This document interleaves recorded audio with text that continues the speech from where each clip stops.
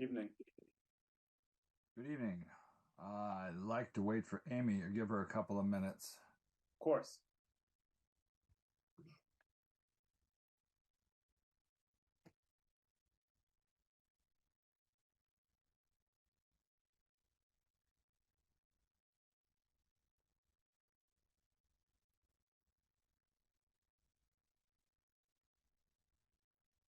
There she is. All right. With the arrival of our fifth member, I will convene this meeting at 7:01 p.m. Meeting of the Planning Board with the permission of the other members. I would Recording ask for in a motion progress. to move into a public hearing. So moved. Is there a second? Second. All those in favor? Aye. Aye. Aye. Aye.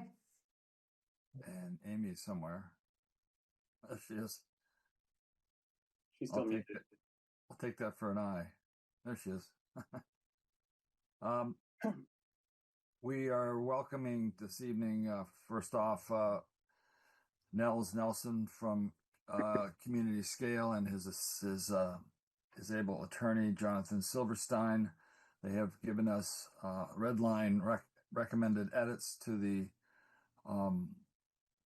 bylaw, and I would, unless anyone feels otherwise, I would welcome their presentation at the moment. Give us an update on how we got to where we are and what any additional thoughts they may have. There's Nels. Hey. Good evening. Thank you for having us again. Jonathan Silverstein is having computer issues and will be online in a moment. In the meantime, I'd be happy to walk you through the memo and give a little bit of a background about how, like you say, how we got here today. So I'm going to try to share my screen, see if this works. Great. There's Jonathan.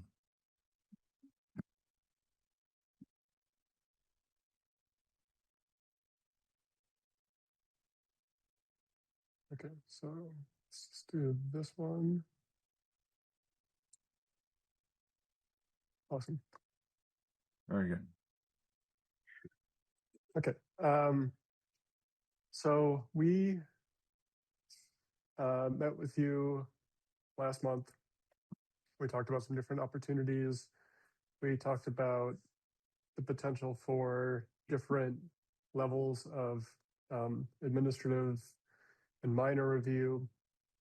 However, where we landed was the idea of instead having objective criteria baked into the bylaw that then could be used to avoid the process for site plan review and to a lesser extent special permits. So after that meeting, we had another meeting with your staff to talk about an approach to how we might write these, and then based upon that, we created this red line for you. So there's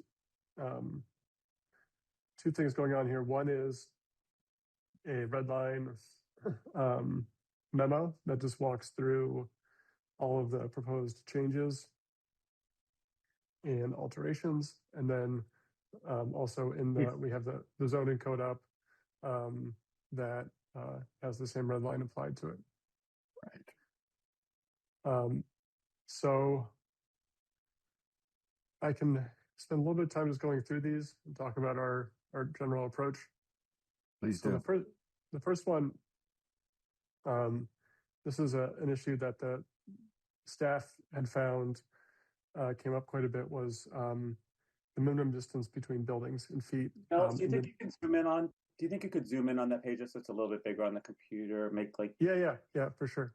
Thanks. Let's see. The bottom right-hand corner, you should be able to. Yeah. Oh, perfect. Oh yeah, down there too. Thank you. Yeah, I don't use Microsoft as much. Okay. So staff had reported that there were issues with the minimum distance between buildings. This was flagged as a kind of holdover provision that wasn't supporting useful changes right now, because if someone deems that on their property they want to have buildings closer together than this number, it's not a life safety issue, because the building code would require that they have fire rated walls, etc. So this had been, like I said, a holdover from a time when maybe there was horse-drawn carriages or something, and it was only causing issues. So at their request, and we think it's a good idea also to strike this row, minimum distance between buildings. Okay. Moving on, this really dovetails with how we're thinking about and approaching changes to the site plan review requirements. Specifically in these residential districts, right now you have language about GFA. So how large the home is might trigger site plan review. That was problematic for two reasons. One is that you can't regulate GFA directly, as we discussed last time when we were together. The second is that it kicks people into site plan review in a kind of unnecessary way. So instead, what we've done is look at what projects have been on the market, what's recently been built, and also talk with staff about trying to pick a number for FAR that would be an objective criteria for what would constitute a home that would be too large, and then actually put that right here as an objective criteria with the other FAR ratios. And then with the caveat, if your FAR is above this, it's not that you can't build, it's that you have to get a special permit. And then it kicks you over to 9.4. So those two are close together. The next section that we're going to zoom down to, if I can do this, is going to talk about retaining walls. So again, this dovetails with how we're thinking about the issue of moving, having new slopes, changes to slopes, and moving materials around the site. And right now, that was causing applicants to go to site plan review. And what we had discussed together was instead trying to find some objective criteria that would establish what this planning board would want to see, and then allow people to comply with that. So the major things here are the purpose, which I think reflects our discussions that we had about the natural landscape, the applicability, and then we spend some time talking about the retaining wall and terracing standards. Basically, how far up do they have to go before they go across? What is going to have to be on that bench between the two verticals? And then again, a special permit process and performance standards. And these were shared with staff. We went back and forth about what would be the most easy to administer and enforce. And we were satisfied with this formation of it. So that's a big change that we've added. Now, if we jump way ahead to, let's say, the nines, I'm going to try and scroll down here. There's a few administrative changes. Keep on going.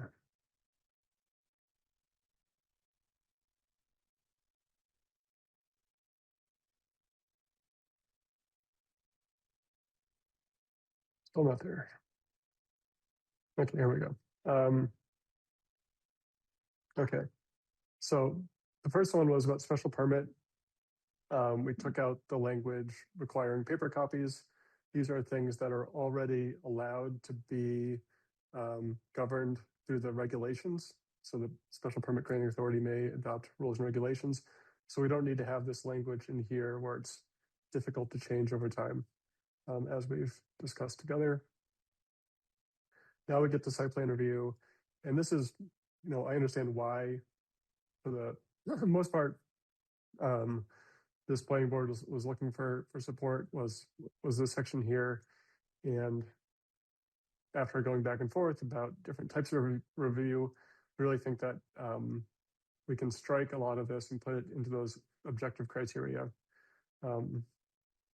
So the first one we struck because it just doesn't come up. This, and here, number 2, there was a change of use being the thing that staff felt like didn't necessarily need to trigger a site plan review. So it's really just new construction. This was holding up different people moving within properties within the general business district. And then we keep this one. And then the last one, these 3 are all about those single family large homes that we've already talked about being captured with FAR. And then we already talked about changing the grade. In a similar fashion here, we've struck the requirement for electronic or for specific filing types, including elevations. Again, those can be done in the regulations, where it's more flexible. And then here, under public hearing, Jonathan, correct me if I'm wrong, but I think this was brought in to make it in line with how the special permit is administered if this site plan review also needs a special permit. That's right. Yeah, so those two will move together. And then, are they in here? We haven't actually dropped them in the red line, but we also have some new definitions. So here, we expand the definition of accessory structures, and also talk about where it's administered in mass law. Here under basement, it was struck that a basement shall count as a floor or story if used for business or dwelling purposes.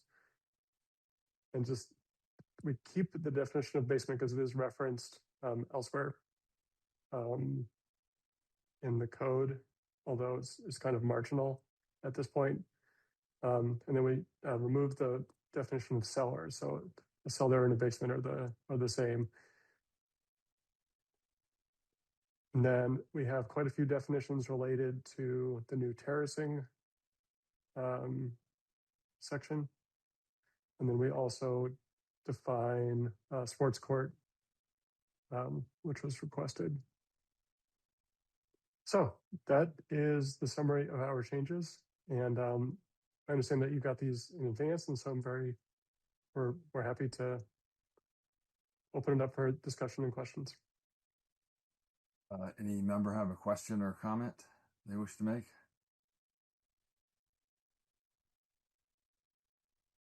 I have several questions. I'll just go first if you want. That's fine. Go ahead.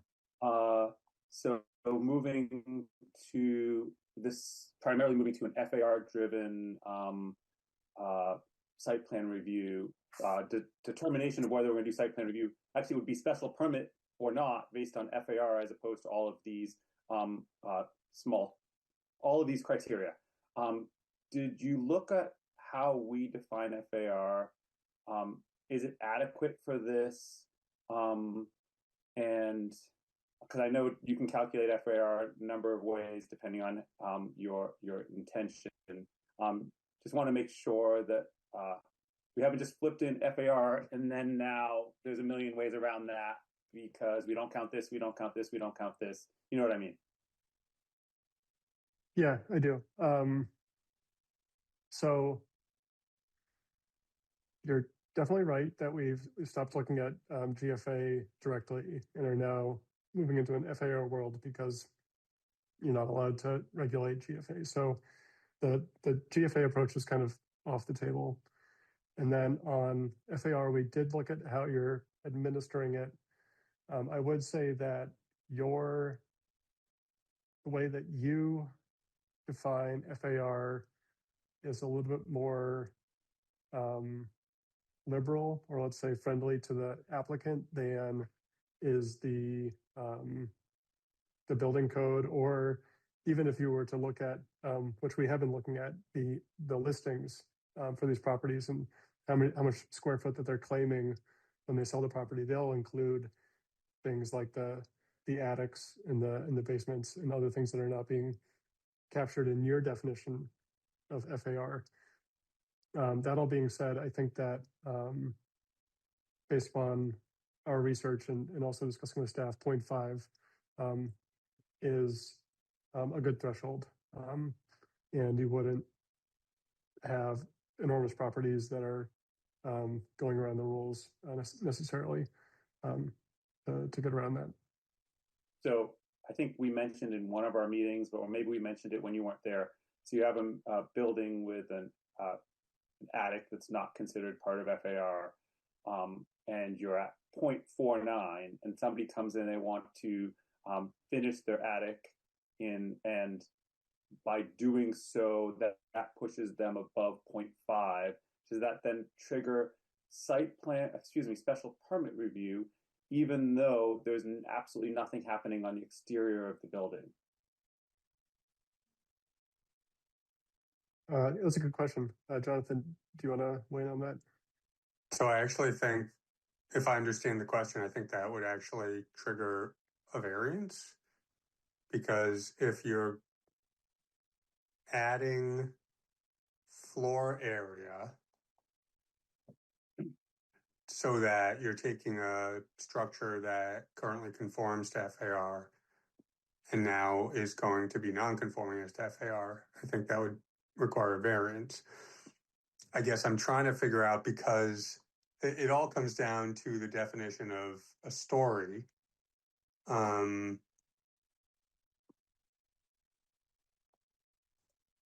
So I think the definition of story isn't actually based upon finished area. And the definition of FAR is based on calculating total floor area based, from the exterior walls for each story. So I'm trying to picture how a strictly interior renovation could actually increase your FAR. Good point. Well, I won't belabor the point. I just want to make sure that we have FAR adequately defined so that someone builds a two-story structure with an unfinished attic. I don't know whether that counts towards the FAR right now, that space on that third piece of the building. I don't want to call it a floor, where it's unfinished. It's an attic. And now somebody comes in and finishes that space. So now it is finished. It was maybe not counted before, and it's maybe counted now in FAR. And I just want to make sure we adequately, either we properly define FAR so it includes that in advance, or we know what happens when someone does that, because I mean, that's going to happen all the time, I would think. Maybe not always straddling the 0.5 FAR, but we're going to see that interior finishes that might not have counted towards FAR, but now might, depending on how we calculate it. Maybe I'm missing something. I don't think you are missing something. I mean, I think if you want to capture that, I think it may be necessary to adjust how we define it, because right now it's taking the definition is in 4.2 is FAR is computed by dividing the total floor area based on the outside dimensions at each story of all buildings on the lot by the total area of the lot. So it does not include half stories, and it does not distinguish between finished or unfinished.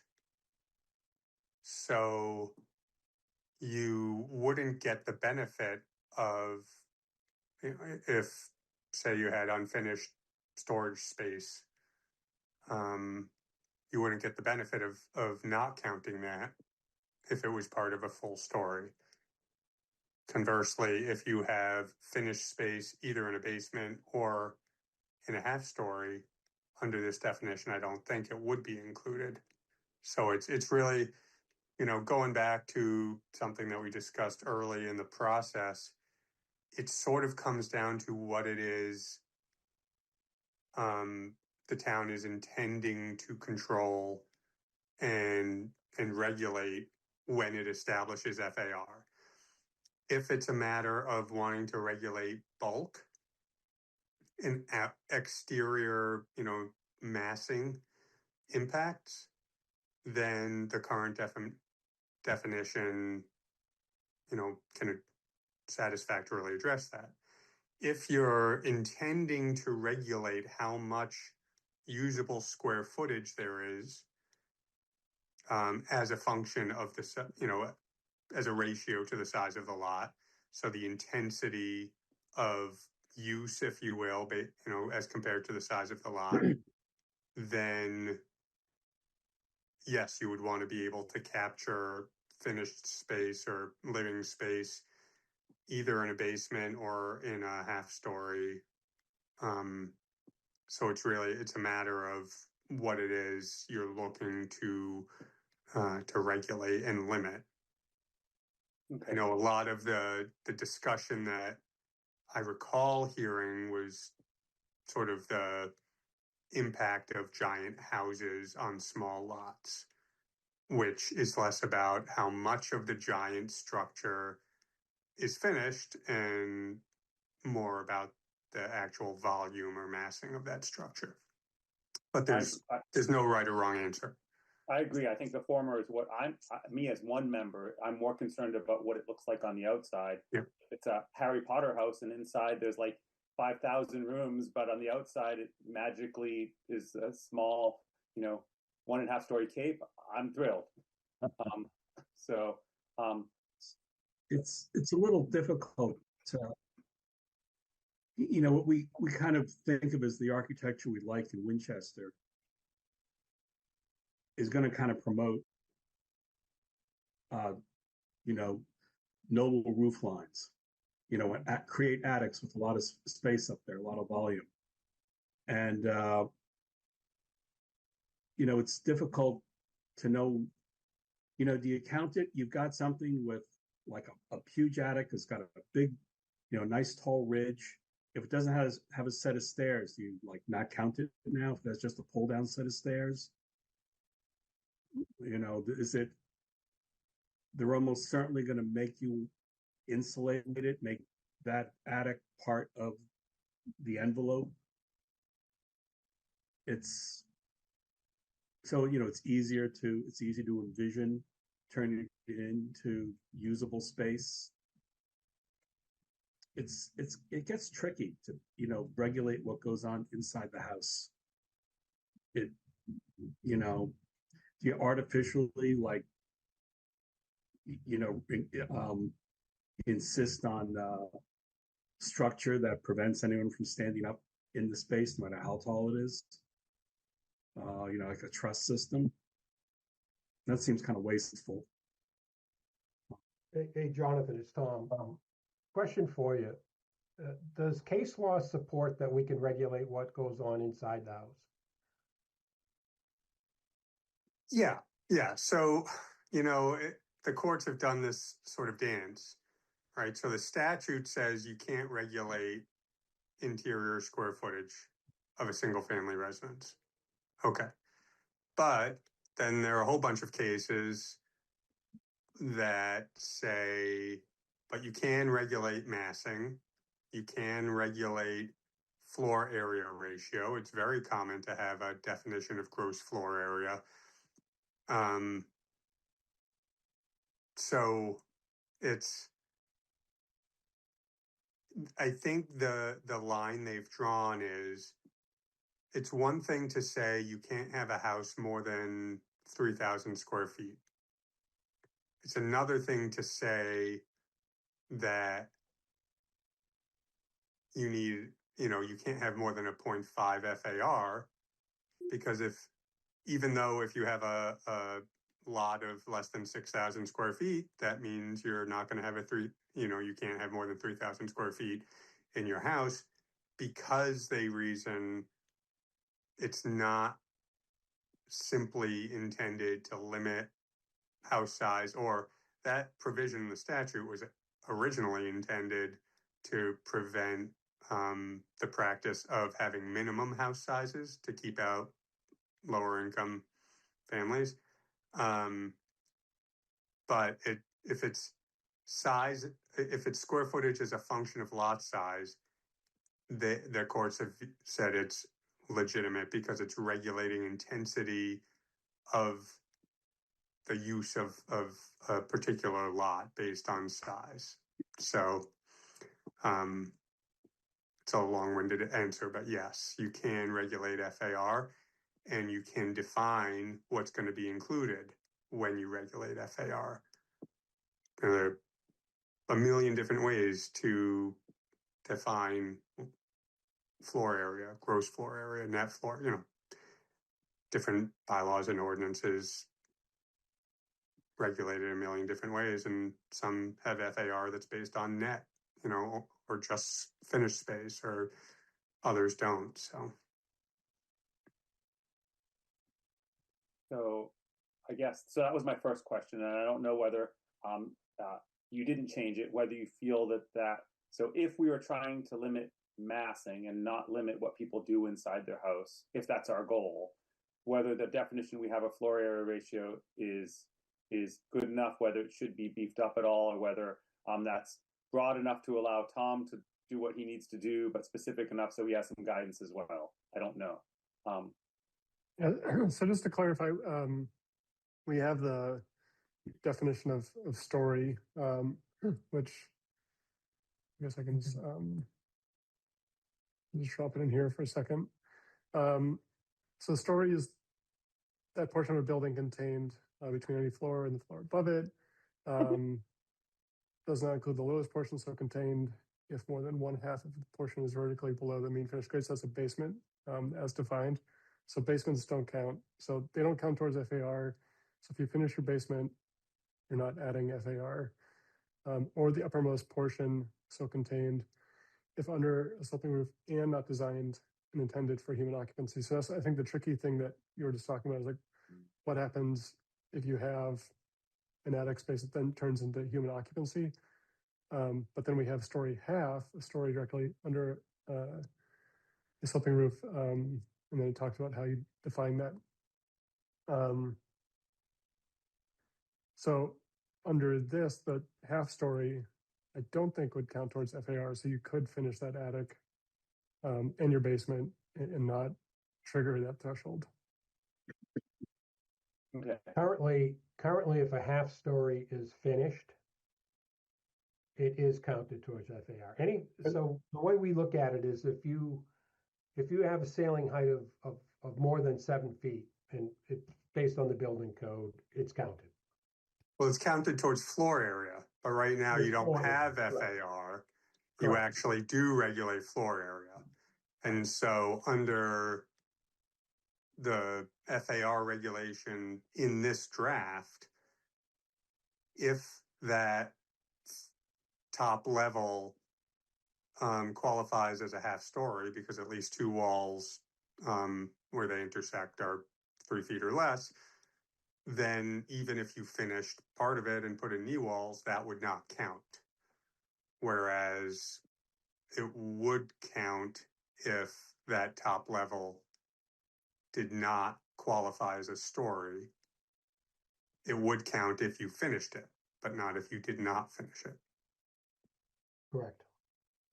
And currently, Tom, the way I understand it is if it meets the definition of a basement, it's not a story and doesn't get counted. When we're Well, no, if it meets the definition of a cellar. So that's why we changed. We have cellar, we have basement. If you have a basement in Winchester, you have a story, and that's going to count. If you have a cellar that's more than 50% below grade, that will not count. Okay, right. So that's why we eliminated, it's just basement, there's no basement cellar. If you have a basement, that means that you're less than 50%, you're more than 50% below grade, and it doesn't count. If it's more than that, it's your first story. Right. Okay. Well, Jack, I have more questions, but I should let other people take turn, and then I'll come back to my other questions if you want. I'll check with Carrie and Amy. I have a couple follow-ups to the FAR conversation. So I guess it's kind of a two-part question. So the first part is, how did you come up with the 0.5 recommendation? And then the second part of that is, based on the average lot size for the zones that you're recommending a 0.5, if you then also look at like the setbacks, height requirements, etc., is something buildable in the range of the 0.5? Does that make sense? Yeah, it does. I'm going to share something here. So you see a couple of maps in front of you. So this first one, if I can get even closer, it's being annoying. This first map was when we were just looking at square footage. So this is looking at the listings for single-family homes in Winchester that were sold in the last 4 years. Then we have a square footage of the home, and then the dark ring around the points are homes that were built since 2010. So what we might consider to be new homes. And you can see that the new homes, just eyeballing it, tend to be larger than the existing homes. I was curious that when you identified the size of those homes, were you like looking at real estate listings? Yes, exactly. So this is the listings, which is important because it's different than how you measure it. But exactly, yeah. So then, after we discovered that we shouldn't be looking at TFA, but instead FAR, we took the same analysis or the same data set and divided it by the lot area. So again, here we have the new construction with those dark rings around there. And you can see that only a handful are kind of in that higher side. And we also think, like I mentioned, that there's some wiggle room here because the listing is going to claim more FAR than you'll count as the town. So just based upon this analysis, we thought that 0.5 could be a good threshold. Because I think what Brian was kind of touching upon is, when you have an existing home and somebody's looking to do an interior renovation, I think the concern set, or kind of to answer Jonathan's question of like, what is the town trying to control? I think it is a different set of concerns when you're doing an interior renovation of a home versus when you're building something from the ground up. And I think what we're seeing around town that might be causing some people to have pause is seeing kind of new construction homes maximizing the lot size and less concern about finishing a basement or what maybe was a cellar before in a home that the exterior is not changing. So it's trying to find the balance there.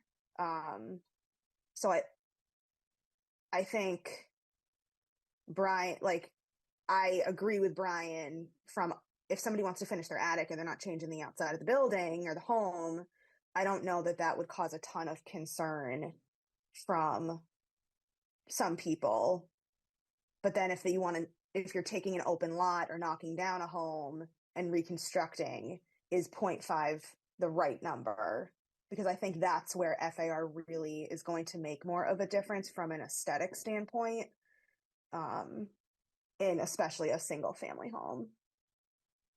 So I guess trying to understand but also without being so restrictive, if 0.5 is too small, that if you have a 10,000 square foot lot or a 5,000 square foot lot, can you even build something that works when you add in all the setbacks and the other, like, does it math is the ultimate question on a new construction. I think it works really well for RG.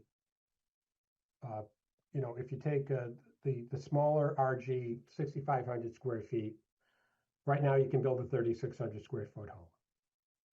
Okay. If you have a 15,000 square foot home in the RG, you can still build a 3,600 square foot home, and that doesn't seem reasonable to me. So the FAR would allow you to build a bigger house in the RG district.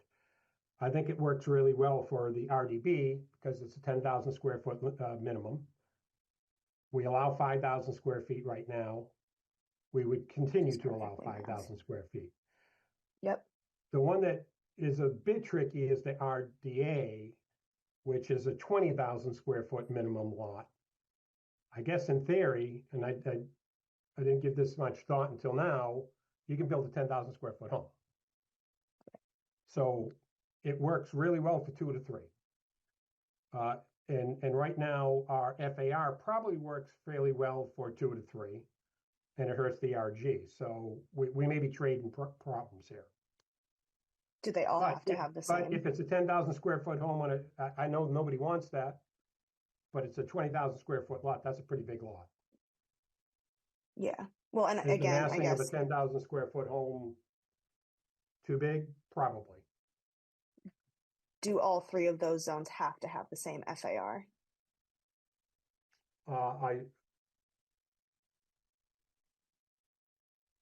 Genuine question.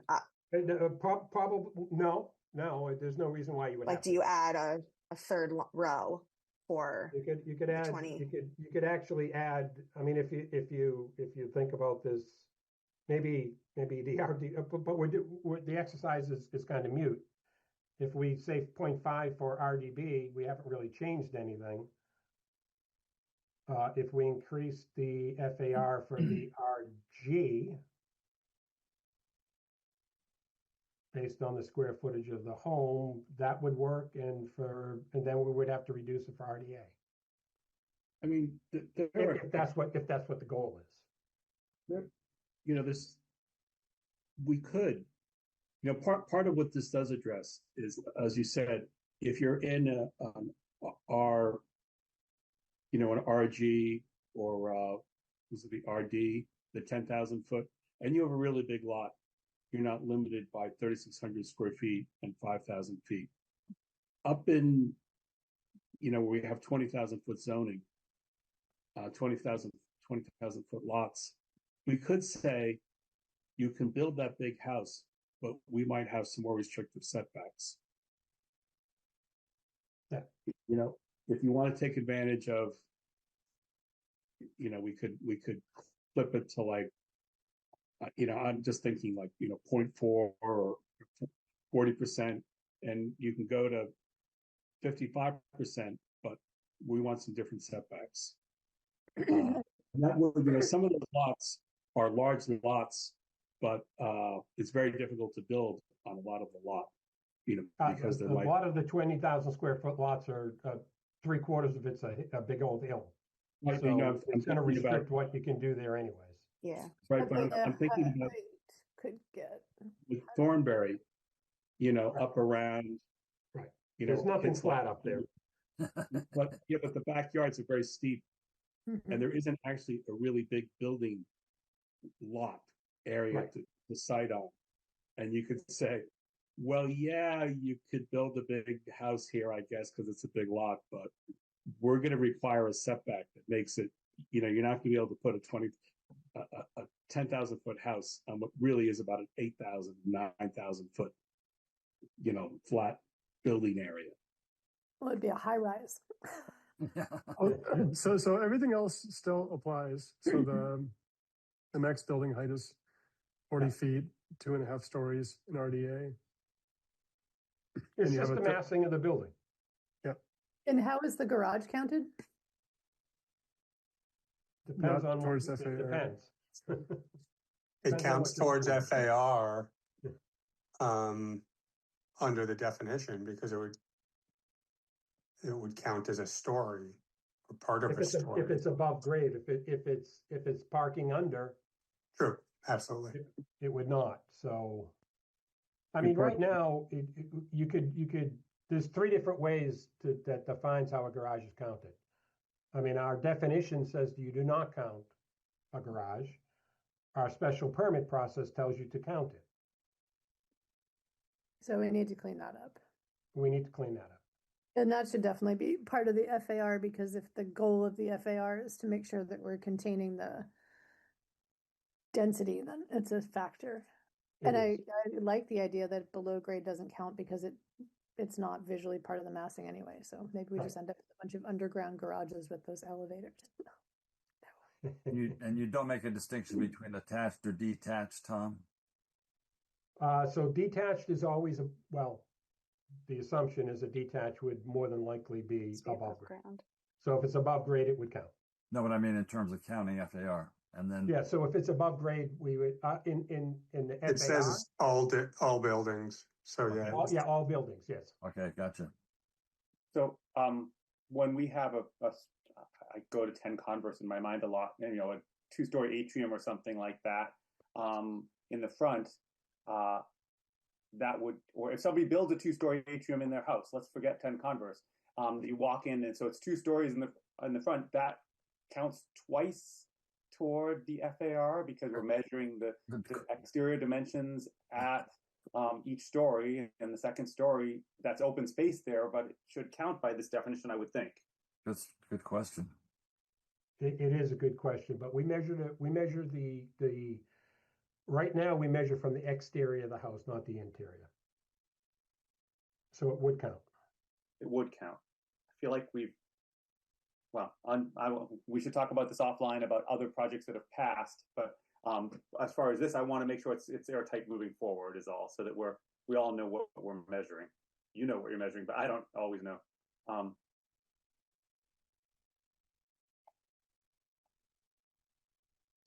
Jack, it's easy. It's easy from the exterior of the house. It really is. So, But if there's that's always a question that comes up in with any set of bylaws. How do you count those open atriums? How do the staircases? Mechanical space count? Does it not count? Again, it depends on which definition you're reading right now. So if a mechanical space is in more than with the head height in an attic more than 7 feet, it counts. Okay. Well, I think it goes to kind of your point of this is the boundary before you need to get a special permit or a variance. And what you do with the interior of said property is kind of up to the homeowner or applicant in an FAR scenario. So if somebody wants a 3-car garage in an FAR scenario versus a 2-car garage, that's a decision they're making because it contributes to floor area ratio without contributing to necessarily living space. Same with mechanicals. Do you put them in a basement if you have access to a basement? Do you put them in an attic that's not over 7 feet? Like, these are choices that I think applicants can make when they're building their plans. And I think a lot of these questions pertain to ground up construction, not renovations of a home. Because most homes in Winchester don't have an existing 2-story atrium. Maybe somebody wants to put one in, like, good for you. But do you know what I mean? Like, I think it really, like, when we think about making a change, it's going to affect more ground up construction, whether of a single family or a multi-unit or mixed use property. So I think we're just creating a boundary for people that can make their own choices within that. And if they want to exceed it for whatever reason, that is what the goal of variances or special permits are kind of there for. If there's a legitimate reason to go beyond the guardrail that has been set out, is there a good reason to grant it? And sometimes it's yes, and sometimes it's no. But this is just the base level. So I think as a board, are we comfortable with the base level? I don't think we need to have an answer to every exception, because that's what the exceptions are for. It's just, does an FAR of 0.5 make sense for these zones? If not, what does? And is something functional, buildable, or renovate? That's a tough word to create. Can you do a renovation reasonably in these new FAR rules, I guess, is the question that we need to decide. Well, I mean, from an FAR standpoint, if we go to an FAR, it would likely limit expansion. Right. Because I would assume most existing homes are maxing out. By right. Expansion Yeah. by right. But again, if people are looking to do a renovation of their home, are they always adding? I don't know. I don't know what the average application is for a single family renovation. If they're just finishing inside space, do they want to add a porch? Does a porch count? I would think no for an FAR. Those are all things that we have defined right now. I mean, I would tell you this, a brand new house, as a former developer, you're going to build the biggest thing that you can build there. Of course. There's no ifs, ands, or buts. So that, again, that does limit the ability to expand that house in the future if you're maxed out on your FAR. But it sort of does now with GFA.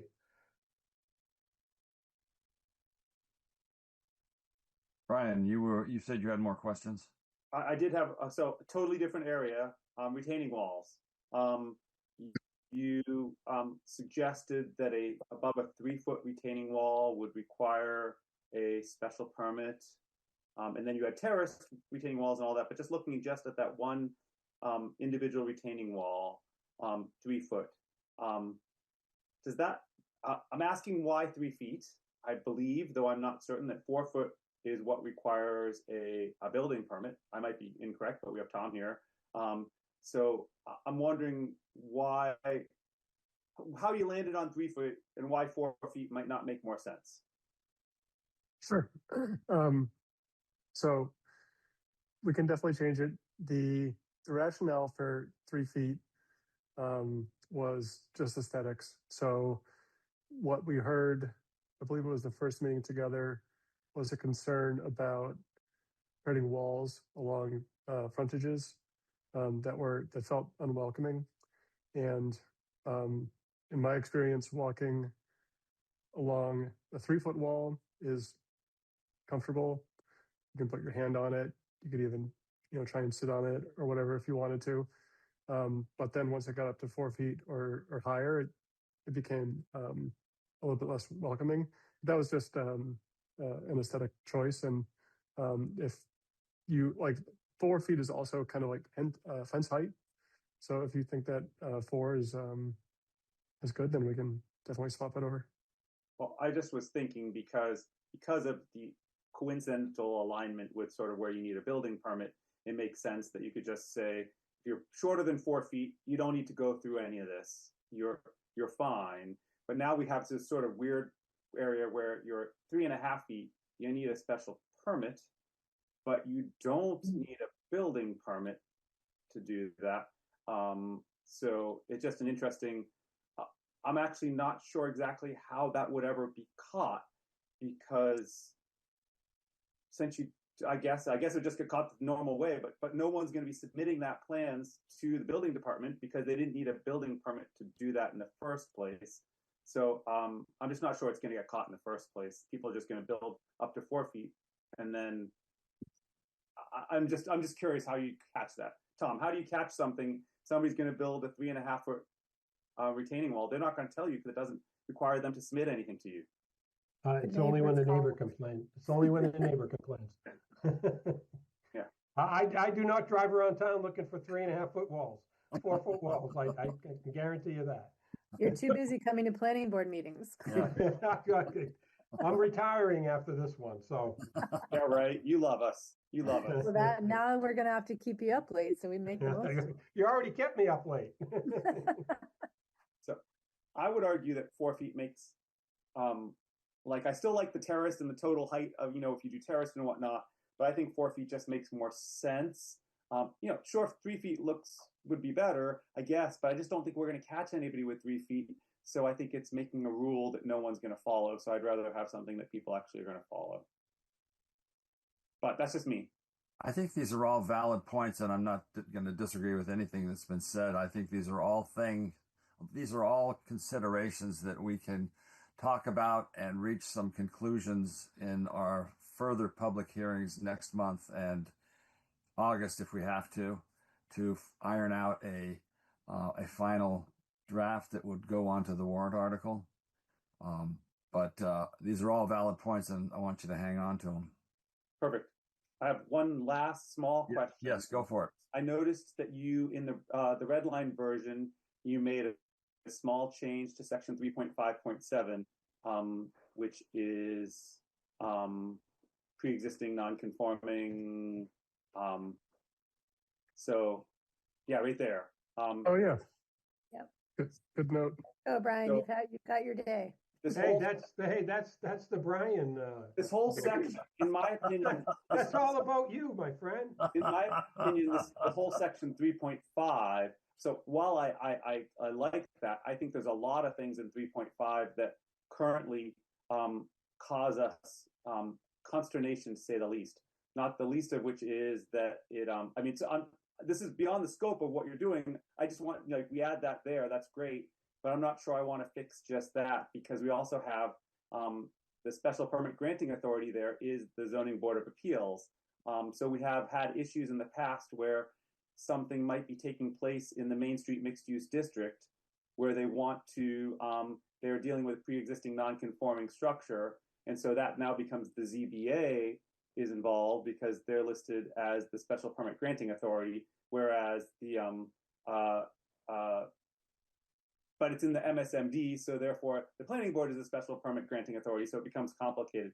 There's a number of things in this that I think could use some beefing up, which is not to say that it's beyond your purview. I like what you did adding that, but I'm saying this for the board. I'm not sure that that's adding that is great, but I think there's a lot of other things that we need to do in section 3.5 is just my opinion. And I've been working on it. I just haven't got there yet. Anything further from anybody? Not for me.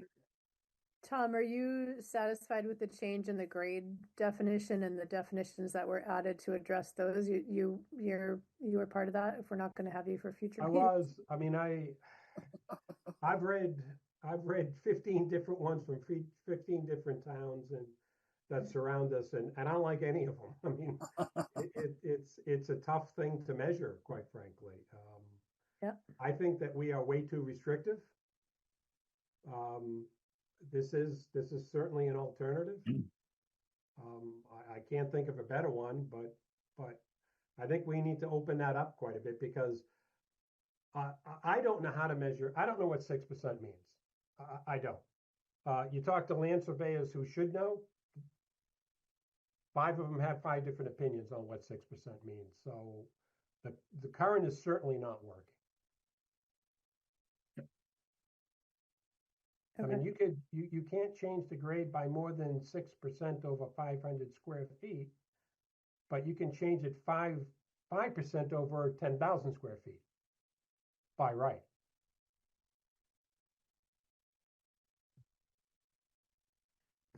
Okay, so better, but not great. But exactly. Do we have? But I don't have an idea. I don't know what grade is. So it's a good try. It's at least, I think it's at least a step in the right direction. Right. It's not that when I look at it, I think it's a code that is really thinking about the front lawn, the front yard. We don't want to see a really tall wall.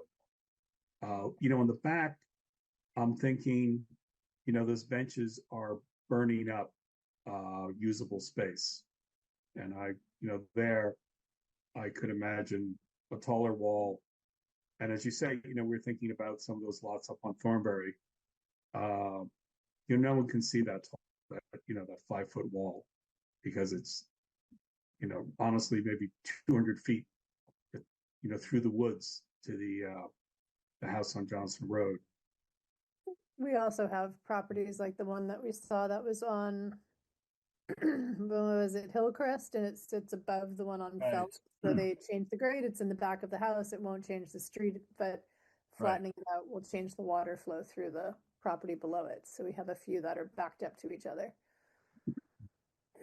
Did we conclude that would to the advantage of the property behind them, that it would slow the water? We allowed it, but the ZBA checked us. So gotcha. I didn't follow up on that. Speaking of the ZBA, I believe we have some members in attendance. Would any of them like to pose a question or make a point? Raise your hand. Speak now or forever hold your peace.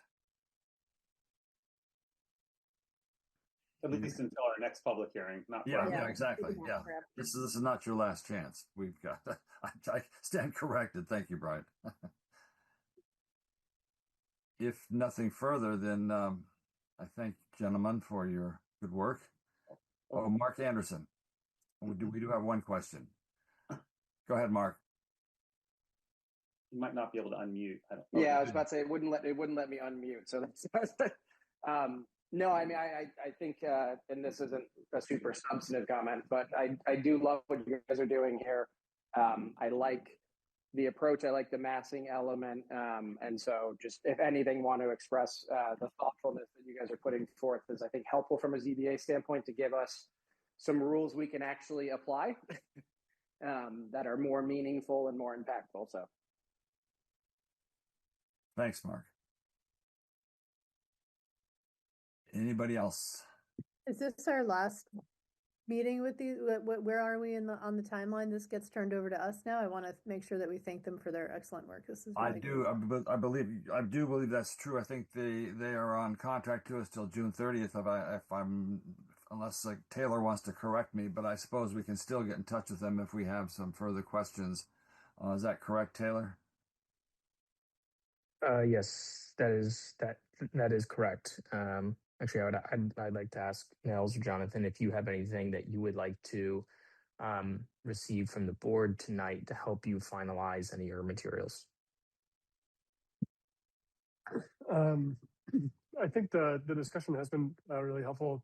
I've taken a couple notes based upon what we've discussed. If there's any clarity around whether we want different FARs for different residential districts, we can pursue that so that we hand you something that's differentiated if you'd like. And then some of the other discussion around making sure that we're consistent in how we treat garages across the bylaw was helpful. And then also is pointing out that in the red line there were a couple of notes in that section that we should definitely make into the memo. If the board did want to reach a conclusion that 4 feet is acceptable, then we could also make that change in this draft that we hand over to you for retaining wall height. I think that's something that we can make a change we can make ourselves if we determine that I think Brian made a good point, but I think it's worth a further discussion among the 5 of us as well as the ZBA members. If I can make a couple just on the final. 8 o'clock. Oops. That was mine. Sorry. Oh. 8 o'clock. Time for bed. There's a lot of GBD2, GBD3 references still in the tables, and those are not districts anymore. The differential. I thought a lot about the RDA question because those lots are so large, and I kept thinking about, I think we have so much work to do before we can answer the question of what the right FAR is for that area, because it is so topographically challenging.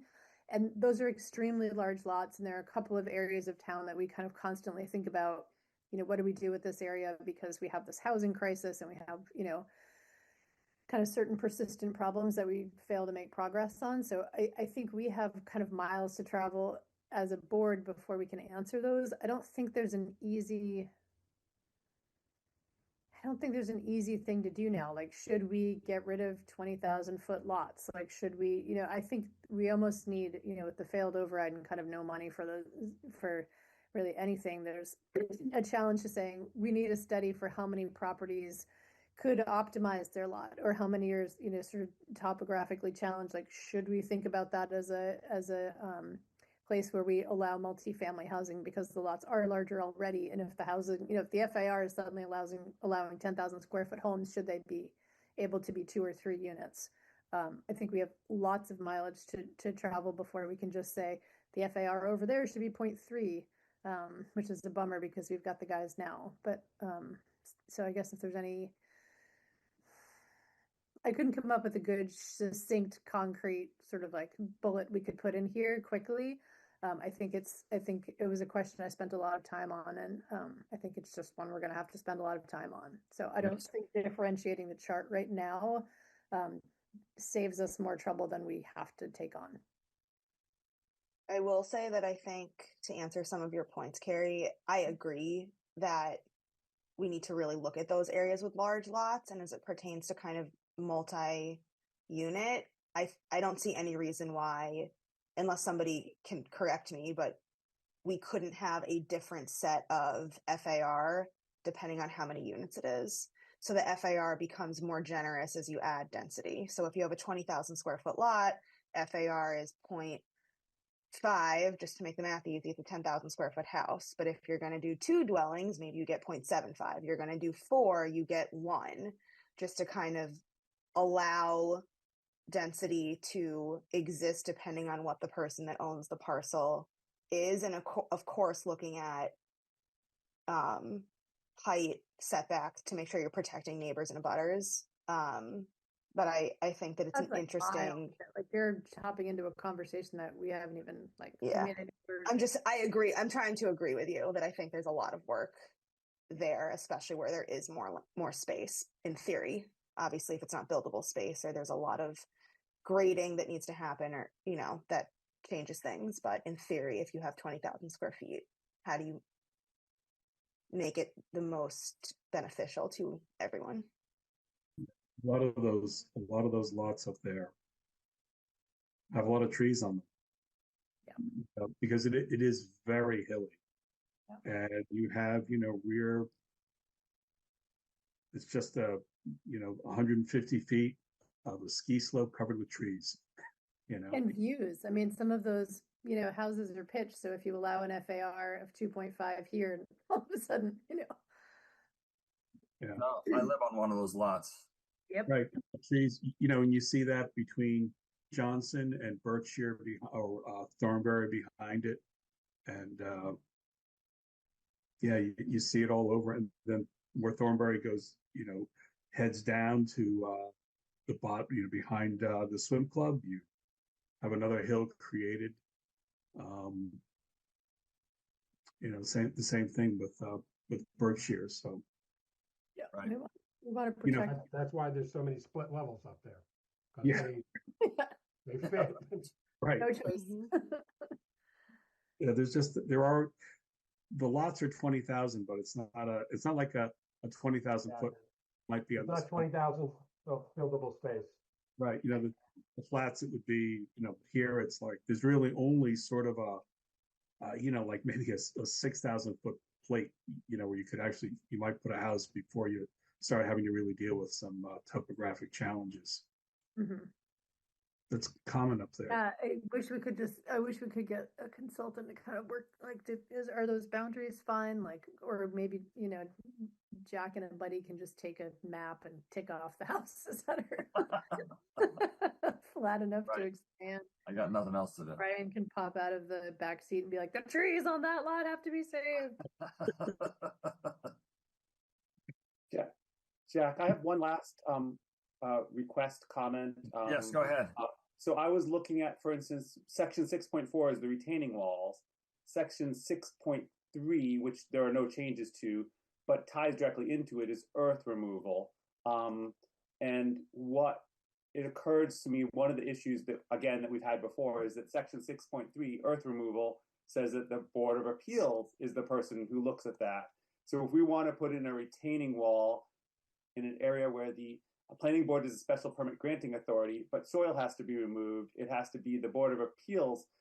So I think one of the things that, I don't know exactly how that's going to be covered exactly, but I think that we should make sure, my ask for you is that if you see something like that, make sure, double check that the adjacent things that will have to happen too actually have the same terminology that you have elsewhere, which is that who the special permit granting authority is, because we don't want a case again where somebody's putting in a retaining wall, they're removing some earth, and they have to go to us and the Board of Appeals because it's in a district that we approve. So I don't know whether that's a problem, but it has been a problem in the past, that kind of thing. Yeah, that's an overarching problem we need to look at. You're right. So I think here they're both the Board of Appeals. I thought that's the special permit granting authority. Yeah, you have this new section 6.44 that says who the special permit granting authority is, unless it's the. I think what Brian's saying is that wherever the reference defines the special permit granting authority in some of these actions, it just needs to say the special permit granting authority. It shouldn't say the Board of Appeals, or it shouldn't say planning board. And then you've defined it here well, that basically who is the special permit granting authority. Right. I just don't want I don't want a developer or a homeowner who happens to be in an area where we are the special permit granting authority to have to go before two bodies to do essentially one task. That's a lot to ask of them. It's a lot to ask of the bodies as well. Good point. Thank you.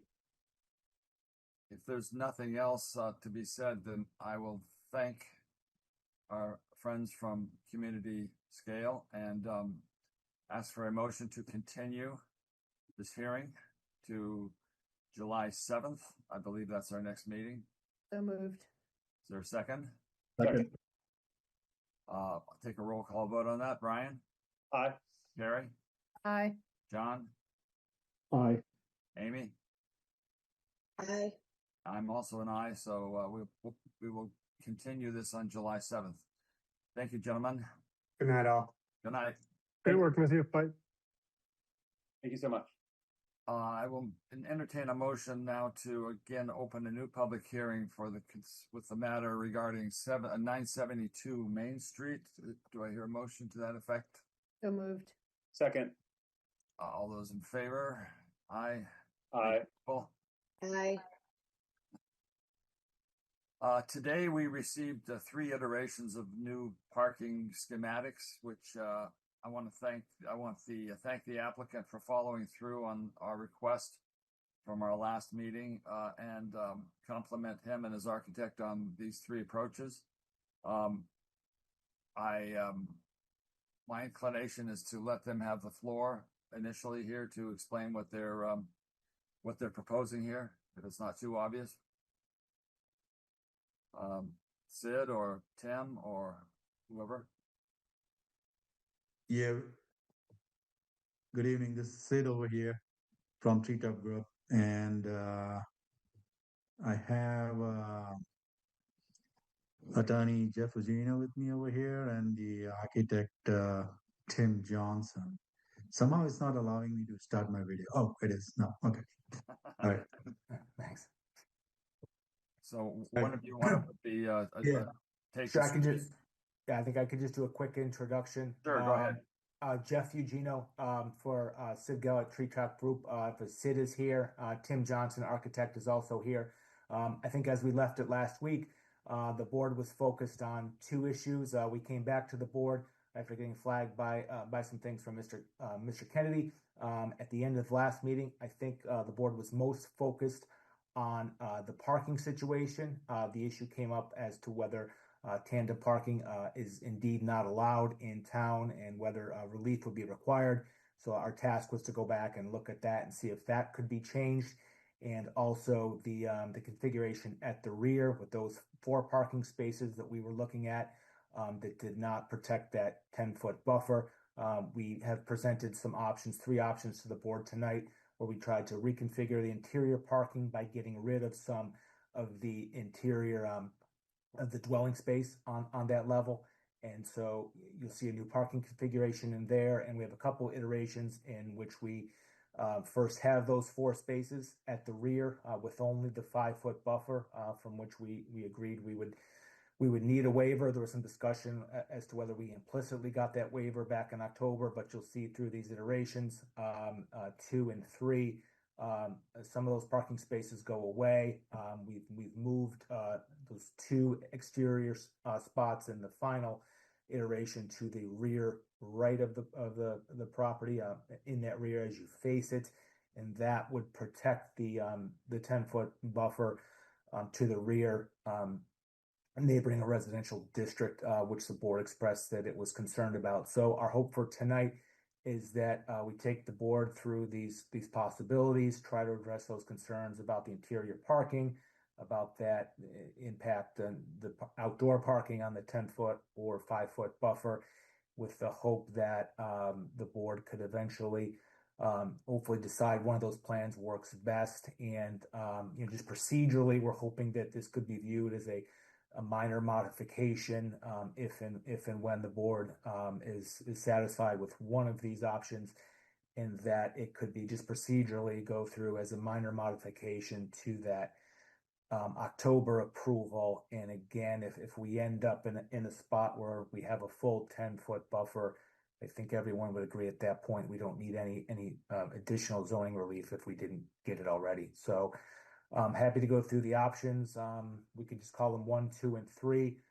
Tim Johnson is here and Sid is here. If you want any of the grainy, the details, we could all answer any questions that the board has. Thanks to the chair and the board for hearing us again tonight. Yeah, thank you. One of you want to put the drawings up? If not, I've got them. I could do it if I could get a screen share. I think I should be able to do that. I can certainly do it too, Jeff. Okay. Get my skills together here.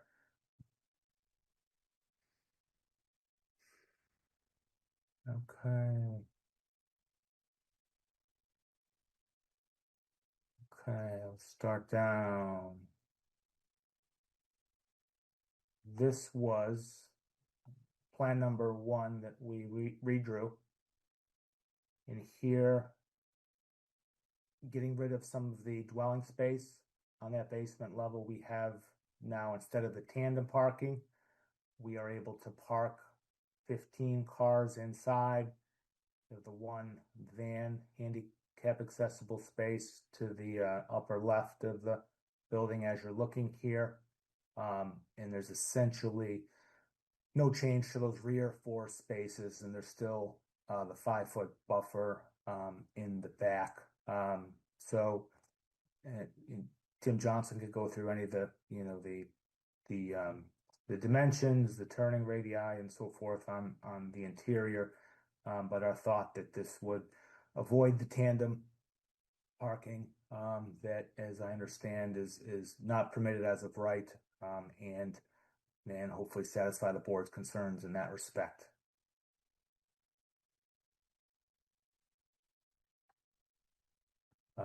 Again, happy to answer any questions about this, or we could just take you through numbers 2 and 3 of the plans. Yes, please do. Okay. Moving on to number 2, here you'll see the only major change is that the 4 parking spaces to the rear are just reconfigured. We have the 1 here on the left, and we have the 2 on the right that are in the approximate area of where the loading zone was on number 1. But we do have a wider drive aisle here in the center of that rear maneuver space. So hopefully the idea here is that vehicles would be able to more freely maneuver in and out of there. I think that the parking is the same as in the interior parking is the same as in number one. Tim, correct me if I'm wrong on that one. No, that's correct. Yeah. And so moving on to number three, you see the interior parking is the same. We have removed the spaces to the rear such that now you're able to get that full 10-foot buffer as against the residential district. You have these we still have 15 spots on the inside.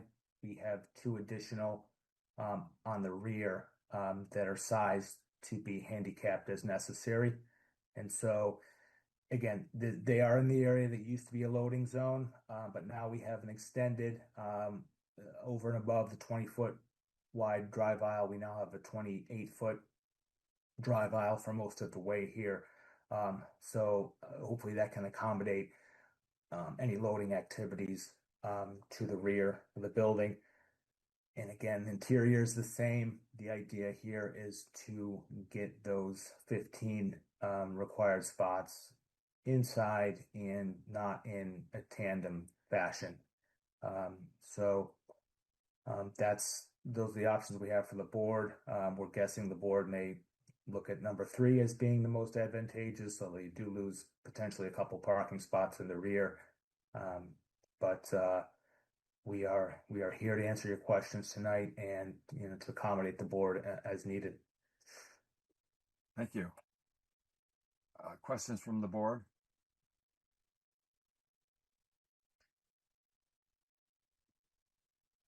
Wait, can you just walk me through the exit points in this corner spot?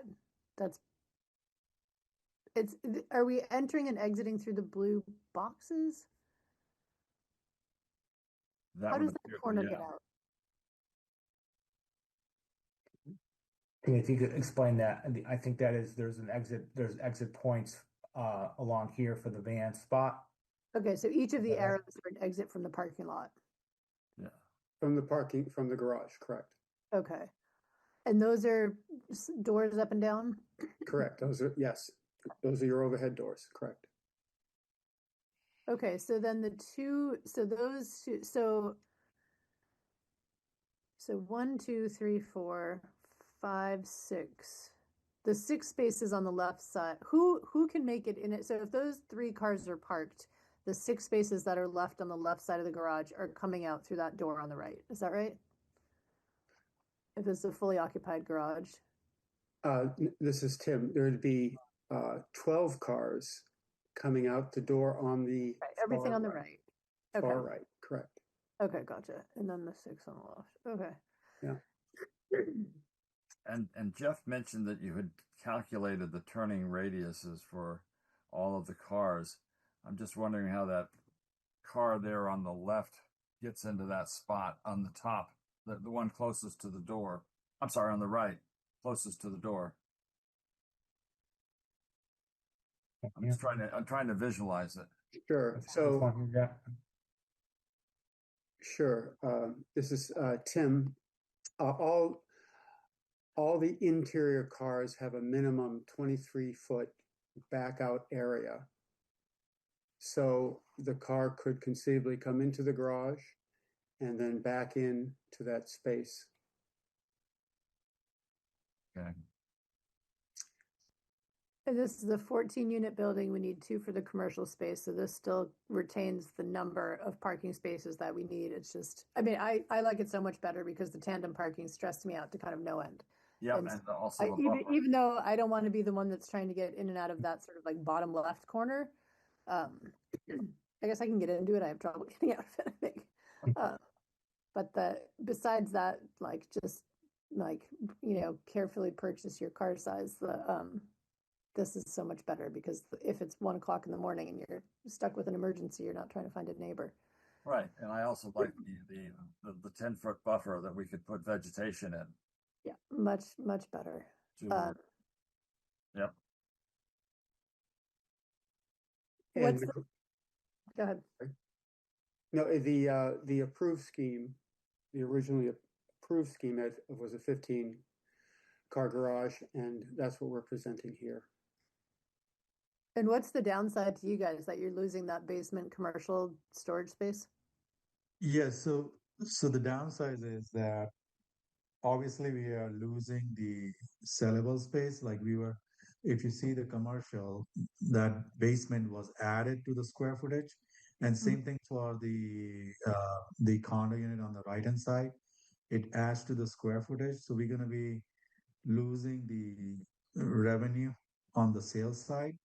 But because time is of an essence, and we've been approved on October. I mean, all we wanted to do is, when after last our meeting, Tim said that, look, we can get it done, but you got to take all the space outside, and I can do, no tandem, and I can provide this and that, and I can, basically make you guys happy, and we just wanna get it done, So here we are, it doesn't, the more delays, the more costs. It just right now, it's just.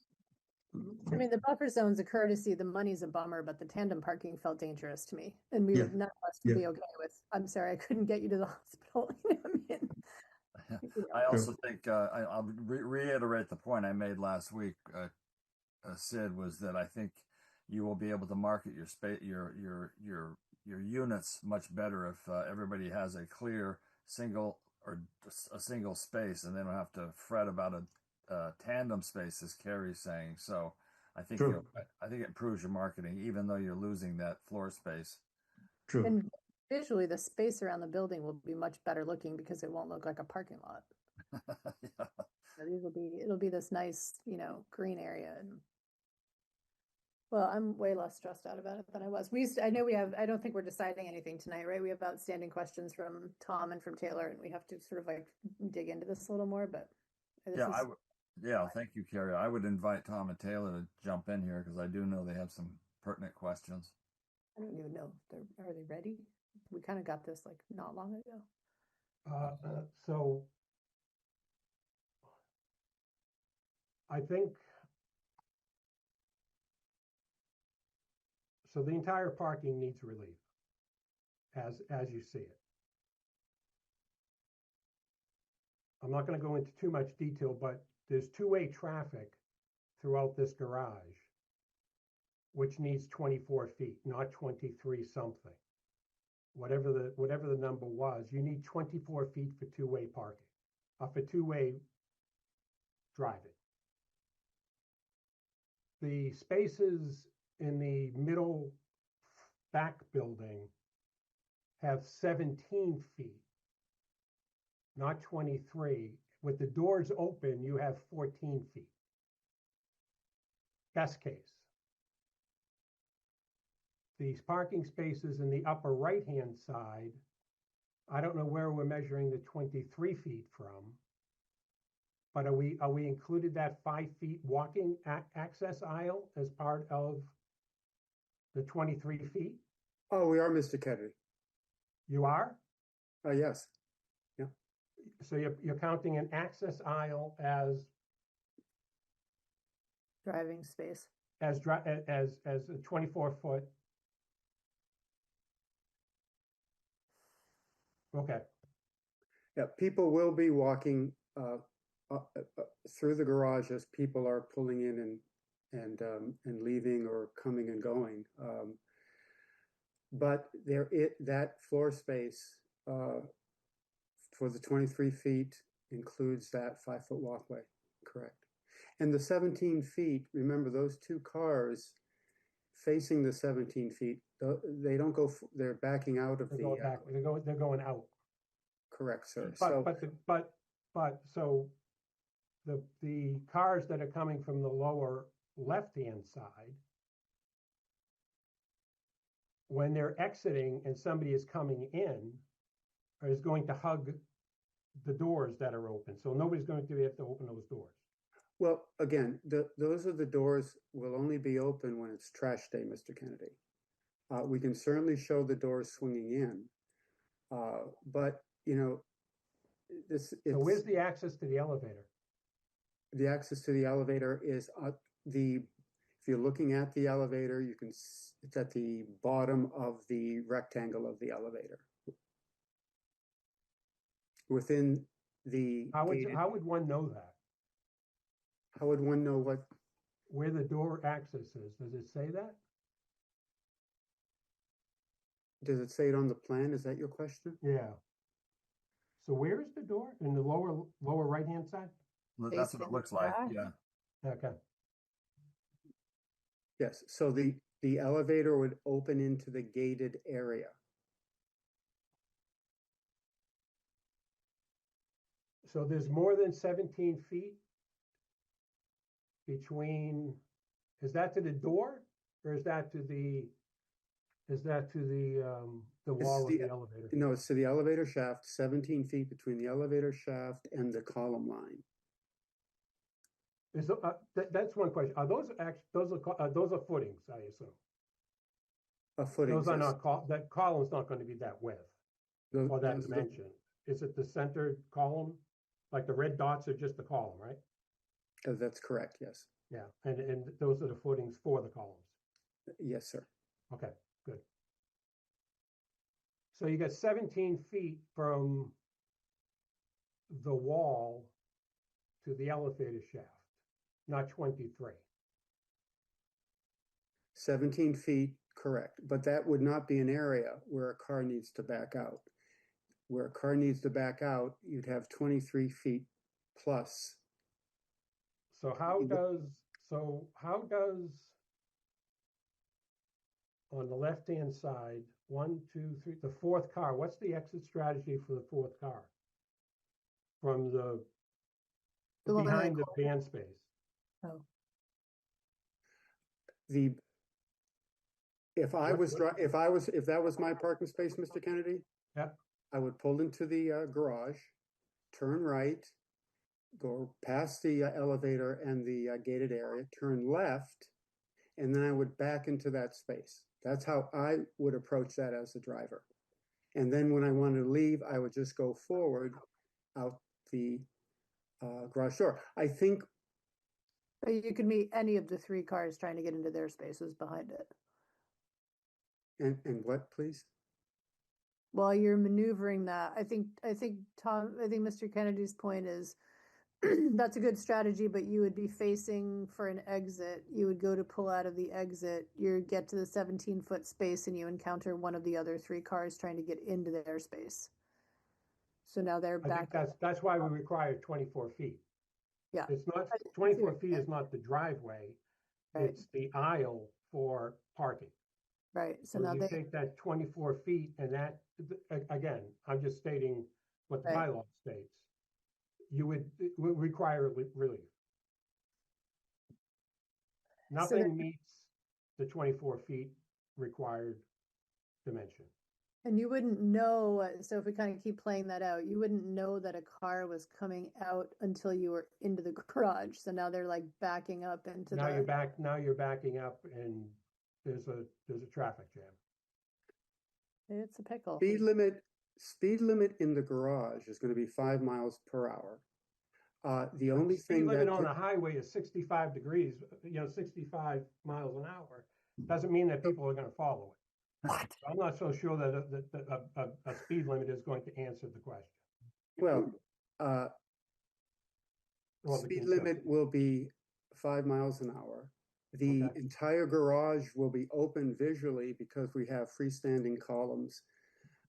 So I think we need to give the drivers a little bit more credit that they are experienced drivers. It is a tight garage, but people managing these types of garages that I've seen throughout my career. I mean, we've all parked in downtown Boston, but that doesn't mean we should keep building them like that. Yeah, exactly. You haven't driven through downtown Winchester if you think that all people can drive. Sure, but again, these schemes try to remove the tandem parking, which was originally approved by this board. I still feel better about it, but I think we need a little bit of time to make sure that we understand the building commissioner's concerns because we got these pretty late. And I know there's a memo from him. I don't, Jack, you direct here, but I think we have to sort of like just digest the site plan. Yeah, there's a few open questions like the turning radius that we talked about, as well as identifying the EV charging stations and identifying the adaptable spaces in the access route, and identify the route for the accessible space. And then Tom mentioned the relief that's needed. Taylor, did you want to pick this up? There were some other issues. We can probably quickly ask about does a gurney fit in does a stretcher fit in the elevator? Yeah. Yes, this is a commercial elevator, and a gurney is required to fit into this elevator. 84 inches deep. The elevator shaft will be 7 foot by 8'6", and the cab will be required to fit a gurney. I don't know what the exact size is, but it is a commercial elevator. Okay. I think I think it needs to be a minimum, and that's the building code. IBC states that a 4-story building, which this would be considered in the rear, needs to be, I think, 2 feet by 84 feet. I'm sorry, 24 by 84 inches. And that's a request. That's a request from our fire department. What is the request again, Mr. Kennedy? I'm sorry. 24 by 84. The minimum depth of the elevator is 84 inches. I'll make sure that we specify a minimum depth of 84 inches. I think you're close. I mean, it's not the scale, but this is the dimensions of yeah. The other thing that each parking space is not 9 by 19, 9 by 18. They are, sir. Each space on this plan, besides the van accessible space, is 9 by 18. Yeah. The van so space it meets is the 11. Accessible space. So just one quick question. What's the travel route for that accessible space? Pardon me, sir? What is the travel route inside the building from that accessible space? How do you get inside the building if you park there?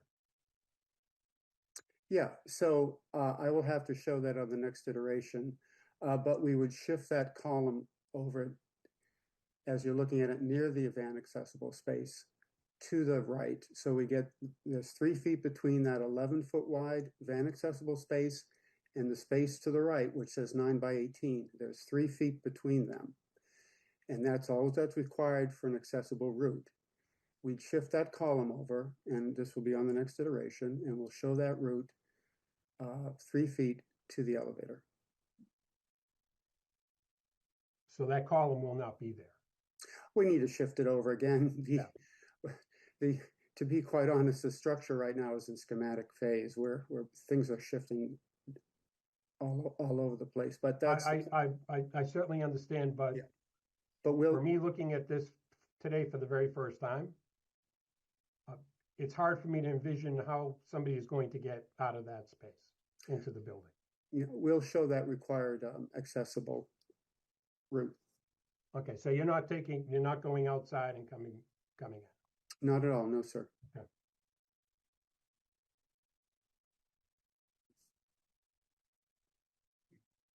Jack, may I make a couple comments? Yeah, yes, go ahead, of course. So I like all three of these. I mean, in fairness, we approved what we approved, so I liked the original one too. I think each one of these is actually better than what we approved, so I appreciate that. We approved something with a 5-foot buffer zone. If you can put 10-foot buffer zone, that's better, obviously, because that needs no relief. The 5-foot buffer zone did need relief. It's my opinion that we gave it, but we did not explicitly give it, and I get that that's not, without being explicit, means we didn't actually give it. So, but I'd say this third plan here is looking at it for the first time today and walking through it in my head, this meets what I would like to see. Whether or not it meets everything that the building commissioner needs, the building code. I'm going to stop you there. I'm going to stop you there for 1 second. Wait, hold on a second. I'm still. I would like to stop you because I keep on hearing this. I'm still speaking. I'll let you This is speak. not what the building let him commissioner finish. wants. I'm sorry, Tom. I'll let you This is not what the building commissioner wants. This is following a set of bylaws. This is not my preference. I'm done. I'm not sure what to say. I keep on hearing it's me. This is not my preference. My job is to enforce a set of bylaws, which I am trying to do. It's as simple as that.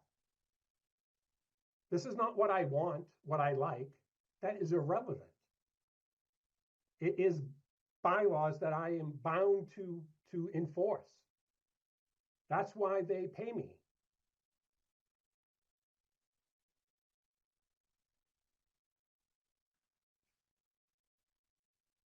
So is it, I think between the three newly proposed parking schematics, the interior garage doesn't change among the three.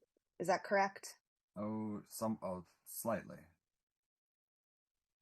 The 15 car underneath the building doesn't change. It's only the buffer zone changes from 1 to 2, where the number of parking spaces on the outside in that buffer zone changes from 4 to 3, give or take, maybe 4. But the interior 15 car garage does not change. Is that a correct statement, or am I missing something? I guess you're right. Yeah, that's correct. The interior of the garage does not change. However, obviously, we have to add some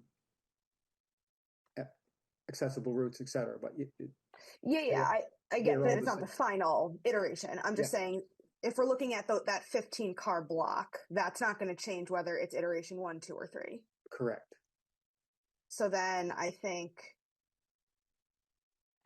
assuming that the 15 car bulk of the parking can be built to the code with either no waivers or planning board approved waivers, that part doesn't seem to really be changing much. Is that also a fair statement? Aside from moving the column and making like tweaks to get things to be in the right place, but the 15 car block of parking is not really moving. It's not changing. That's correct. This is Tim. That's correct. The parking spots are all 9 by 18. It's the travel aisles which are less than the 24 foot. So that would probably be the major waiver. But other than that, So it seems like as a board, we need to, one, decide what our preference is for the parking outside of those 15 units to give the direction to all of you with kind of how to continue moving forward. And then the second part of that is, whether it's tonight or not, to understand what waivers, if any, are required of that 15 car block, and then are we okay with those or are we not? Is that a good summary of what needs to happen between these three? I think that it is. Okay.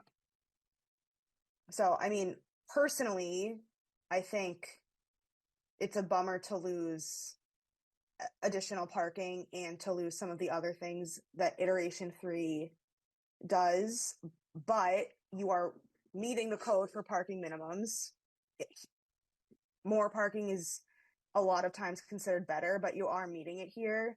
Obviously, I share Mr. Kennedy's concerns about maneuverability and size if the parking spots are smaller than they're supposed to be by, it sounds like, a foot, and that 17-foot two-way traffic. I can see where that could be a little problematic. I drive a Wagoneer. It's gigantic. I always sympathize with people that just drive large cars. So I do think about that. I'm not saying that I don't think that some drivers are capable of parking in this parking garage. It's just things that we need to be mindful of. I agree with a lot of the other board members that appreciate the 10-foot buffer zone in the back. I think neighbors and abutters and the community as a whole appreciate that as well. I think we just need to address Mr. Kennedy's concerns to figure out if we can move forward with this design. So I guess the board would. I think what's going to happen, and Brian, I'll let you speak in just a second, but I think what's going to happen is that these conversations typically are going to happen between Tom and Taylor and the applicant, and they will iron out the details and bring it back to the board. I think that's much more productive. But Brian, go ahead. Yeah, I'll be brief, and I'll hopefully be uninterrupted. I think option 3 is what I would prefer, as long as whatever concerns are raised as far as meeting code and zoning are met. That would be where I would like to see it. And whoever would be doing that enforcement, hopefully they would be able to tell us exactly what we needed to give waivers for if option 3 was ultimately what we selected. But I prefer that. I think it gives the buffer zone is preferable. And obviously there's some work you have to do to look at turning radiuses. You have to look at, we have to look at what waivers we need to give. If we need 24 and you only have 23 feet, is that a waiver we can give? Is that not a waiver we can give? If building code, maybe we can't. So I think we just need some clarity on that. I don't need that clarity tonight. I'm not asking for it tonight. Thank you again for the work you did. Like I said, I liked the original plan, and I like each one of these better in the order that you went.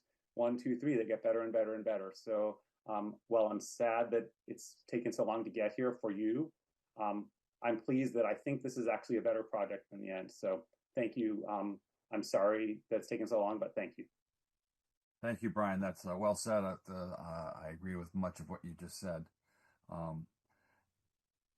I think to my previous point, I think we need to turn this back to Taylor and Tom to work with the applicant to get these details worked out, and perhaps they can bring it a revision answering all these questions, Tom's questions, our questions, at our next meeting on July 7th. Is that reasonable? Can I ask one question? How many units are there? Residential? 14. 14? Yeah. Or is it 13? 14 total, 13 residential, 1 commercial. Well, I'm sorry. Yeah, so you reduced the residential by 1? Nope. It was always 13? Always 13. That's right. So 13-1. For some reason I thought it was 14-1. No. Thank you. So, Sid, does July 7th seem reasonable to you? I mean, I have a question. So, yeah. I mean, last time when we were here, and I know at that time, if I remember correctly, there was a board member also came, and I think the whole point of contention was we were here for 5-foot buffer that was on the agenda as well, and then there was a gentleman who was there, and I think our direction was primarily that can we come up with an iterations where there's a 10-foot buffer somehow, and we have to show some options, right? And then even the tandem parking was not in there, but one of the board member mentioned it, and we kind of took it from there, but that was not on the last meeting. So now we remove the commercial space, sellable space, and the living space, and we, in my eyes, option number 3, if it was there presented the way it is, I could be wrong, that it satisfies the number of parking required, it satisfies the 10-foot buffer zone, and these are now okay. The aisle, and this is, I don't know whether we need a waiver or not. What I'm trying to say is every time we modify something, take your comments and go back. And our intention was over here that, let's just get it and give them whatever it is. And I feel like there's always something. Well, I understand what you're saying, and I understand your frustration, but with all due respect, we only got this afternoon. And I think that there are some legitimate questions that are being raised that had we had this longer, and I understand that you only had a week to work on this, But I think I'm also hearing from Brian and myself, and I think Carrie, and I think everybody here is very pleased with what you've done, eliminating the tandem parking and bringing the 10-foot buffer zone. I think it's a matter now of tweaking this and identifying the areas where you need relief. I honestly don't think we're too far from the finish line here, unless I'm missing something. Anybody disagree with me? I think you're exactly right, Jack. I think that would be, we were told it would be ready the day after the last meeting, and we got it today, and we need time to be organized so that we don't have you come back again. I think the lack of clarity in the fall is how we got here, and I think a couple more weeks and this will be done. I think we need the time, obviously. Yeah. If I would, Mr. Chair, just yes.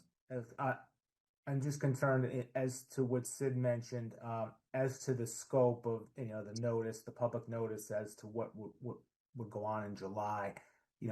I just wanted to include, and just ask the board, if it is not inclined to, let's say, give a waiver for the lack of 24-foot drive aisle inside, would we then be considering reducing parking spaces? And that kind of goes to what Sid's saying, because you poke one hole and another issue arises. So, I would like, at least in terms of the public notice, to include, or to be inclusive of everything that could come up, but with the idea, hopefully that if we need any waivers, everything could be accomplished at that point. And essentially all issues are considered. So I would ask, Mr. Kennedy, if there's any other, follow-on issues, let's say, his view or any of the board members' view, if you're not satisfied with the drive aisle as is, are there any other iterations, tweaks that we should be mindful of and preparing to come back, before July? Yeah, I think that's fair. And and we're not playing whack-a-mole here, believe me. It may feel like it, but as I said before, I think that in the interim, you can work closely with Taylor and Tom and iron out these sticking points. And I think at our next meeting, we could probably bring this to a close. I don't think I'm being overly optimistic when I say that. And we'll know what we need to give you relief on, and that's a simple vote. Appreciate that, Mr. Chair. Anything further from anybody? If not, I will entertain a motion to continue this hearing to July 7th. So moved. Is there a second? Second. All those in favor? Amy? Aye. Carrie? Aye. Brian? Aye. And myself is aye, and John is abstaining, or I guess he's recused. Thank you, and please work with Taylor and Tom in the interim, and we look forward to seeing you on the 7th. All right. Thank you so much. Thank you for your patience. Thank you. Thank you, Chair. Okay, Taylor, you have the floor to talk about the Sunset Road business. Oh, yes. Let's see. Do we have? If I don't believe I see the applicant. If the applicant is here, just raise your hand. Nope. Okay. So try to answer as many questions as I can here. I'm just pulling it up. Just give me one sec. In 2020, the developer of the Vale site in Woburn, Leggett McCall, as a part of an agreement between the city of Woburn and the town of Winchester,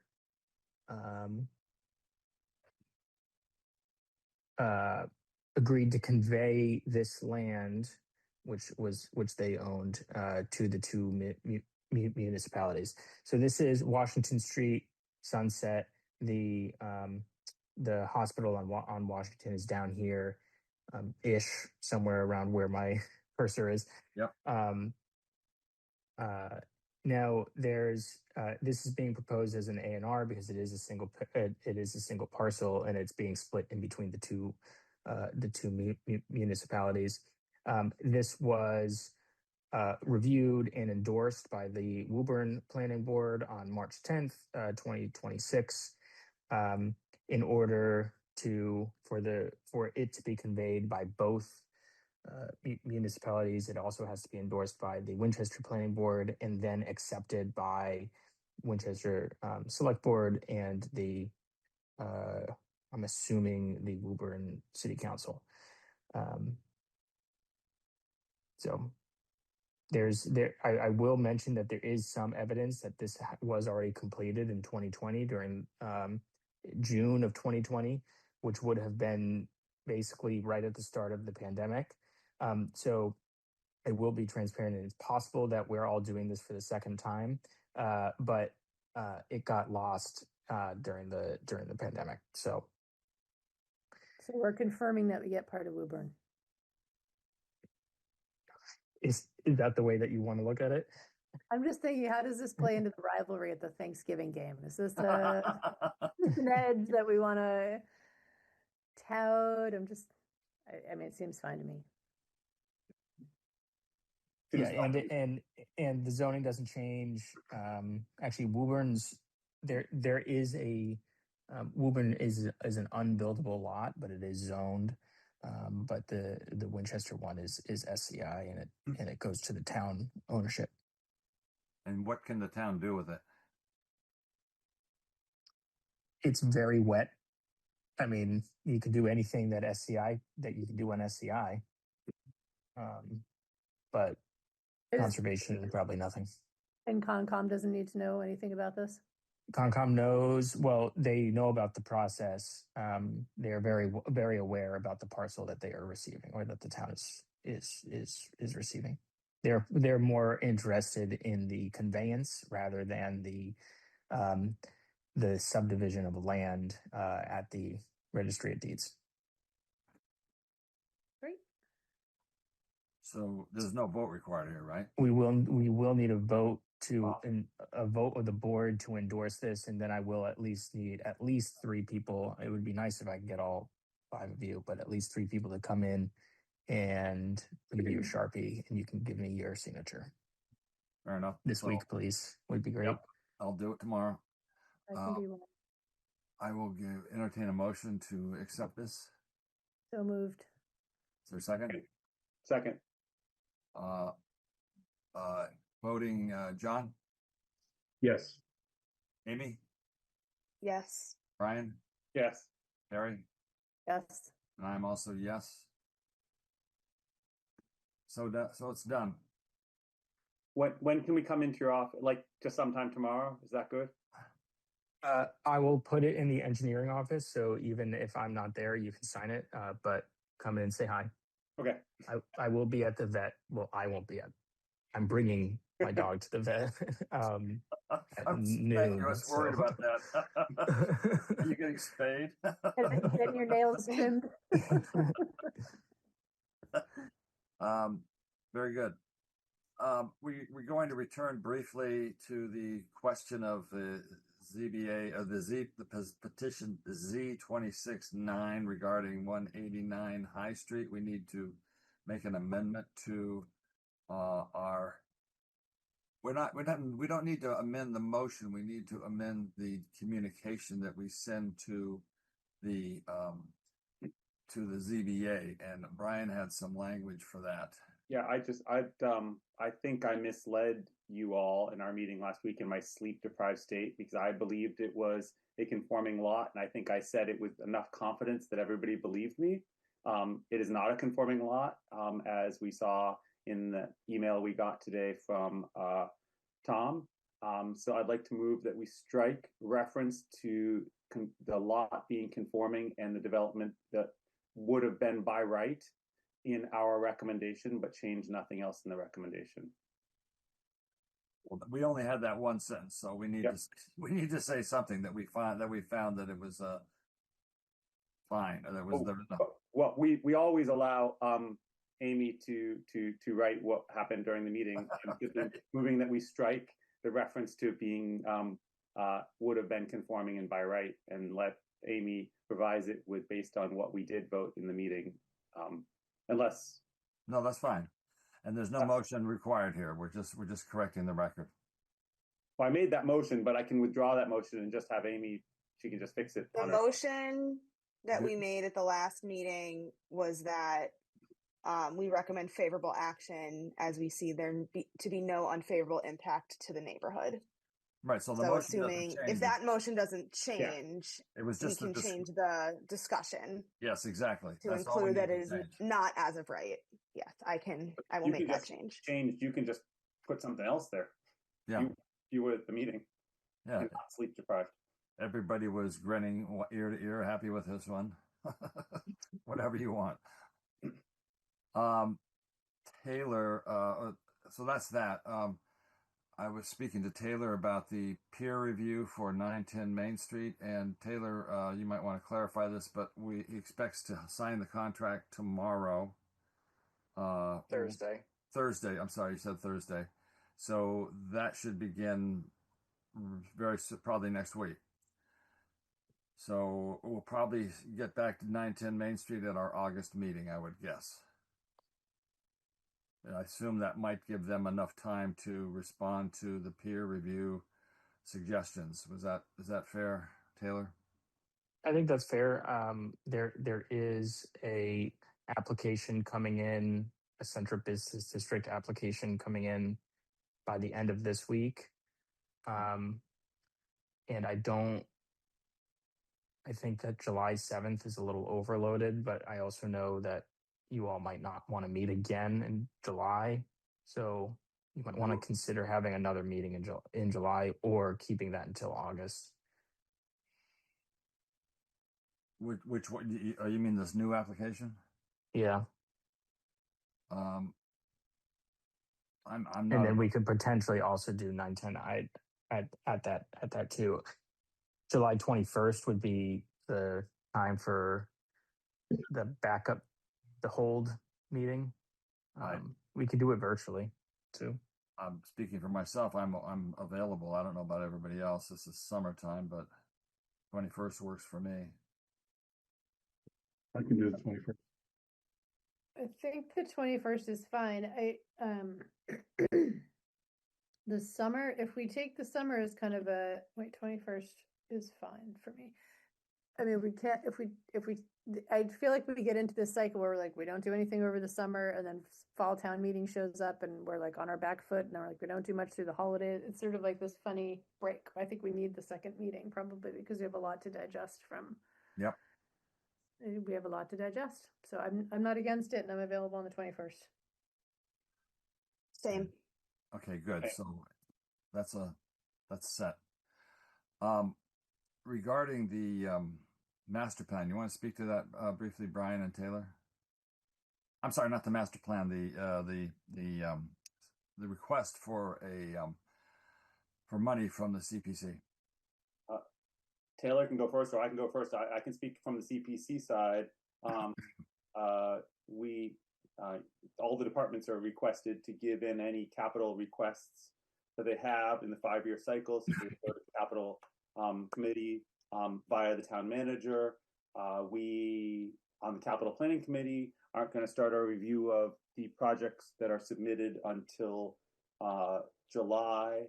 Technically, the request was due Friday, but I always figure, just because it's due on Friday doesn't mean we shouldn't discuss it and see if there's anything that we wanted to submit for capital requests. I had a conversation with the former chair of the capital planning committee, and we spoke at length about whether the master plan and then the Taylor can obviously speak to this better, whether the master plan would be an eligible project for capital funding. And we spent a while talking about this and ultimately concluded that technically it probably could be fundable through capital stabilization. It's 9 o'clock. I'll be quick.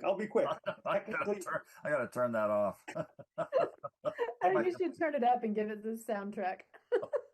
Technically, it probably could be fundable through the capital or building stabilization funds because it ultimately could lead to building projects or whatnot, or road project. Who knows what it could lead to. But there's a couple of reasons why we shouldn't submit it through capital. One would be that capital has a much higher threshold for support. You need a 2/3 vote for things in capital as opposed to majority vote. Second of all, capital planning committee could choose not to rank it, and then it doesn't go to town meeting. Whereas if we just ask for free cash. And third of all, we could raise questions at town meeting where people say that's not a capital project, that should have come to free cash. So it's even though I asked Taylor to put this agenda item on, which is, do we have any capital projects? I don't think that one would be a great capital project. And I'm not aware that we have any other capital projects, but I didn't want to be the one to talk to Taylor and Jack and conclude that, and then have you guys all say, well, we have these other capital projects we want to submit. So that's sort of the high level of, could we? Yes. Should we? No. But that's my opinion. I don't disagree with anything you said. So I don't know if there's other things that we want, if we want to try to submit any capital projects in this cycle or in a 5-year plan. I don't think we do, but that's just me. I don't know what it would be. We need to know that right now. We needed to know last Friday. Last Friday. But that's okay.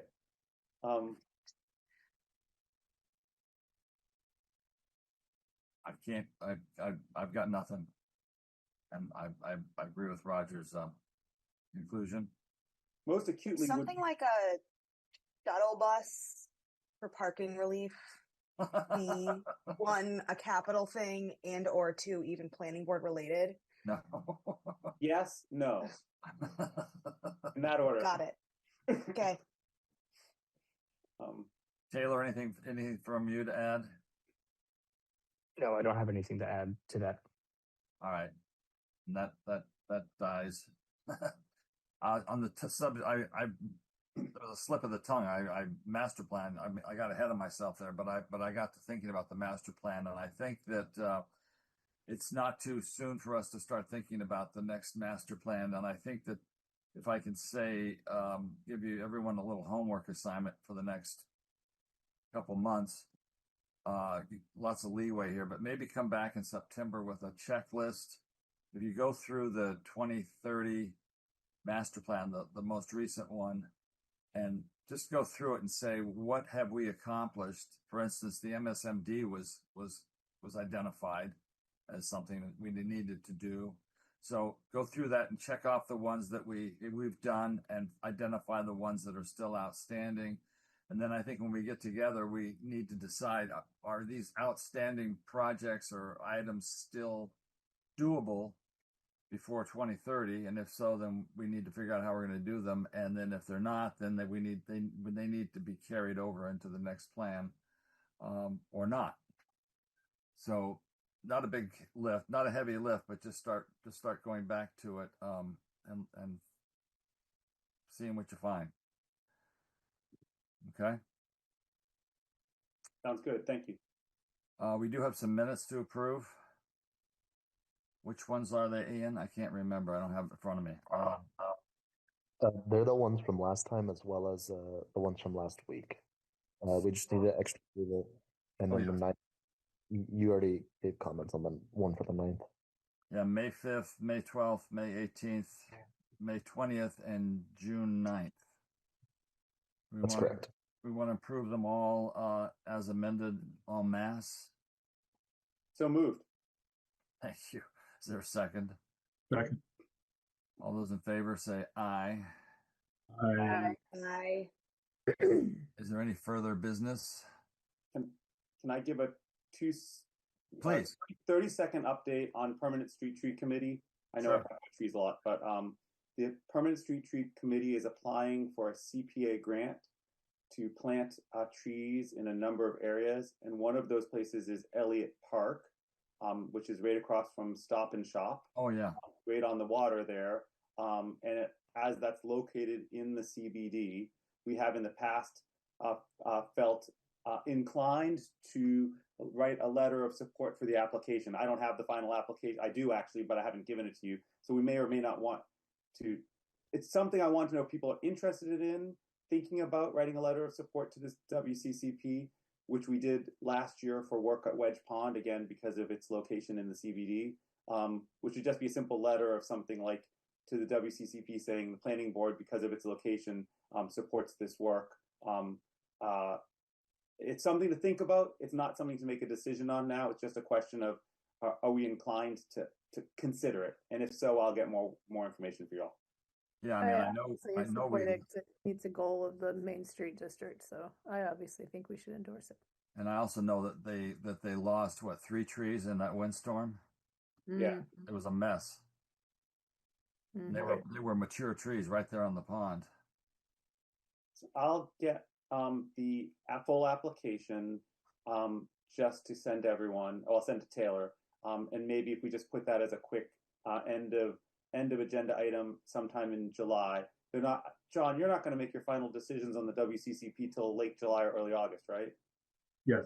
Yeah. So, it's okay. You have a little. Okay. So there's no rush on this. But the sooner we get it in there, then we'll help them rank it. And then this is just for their internal use that, the planning board supports this one. So I'll get information for you all. Thank you. Thank you. If there's no further business, I will entertain a motion to adjourn. So moved. Is there a second? Second. All those in favor? Aye. Aye. Aye. Thank you, everybody. It's been a pleasure. Thanks. Thank you. Good night. Good night. Good night. Recording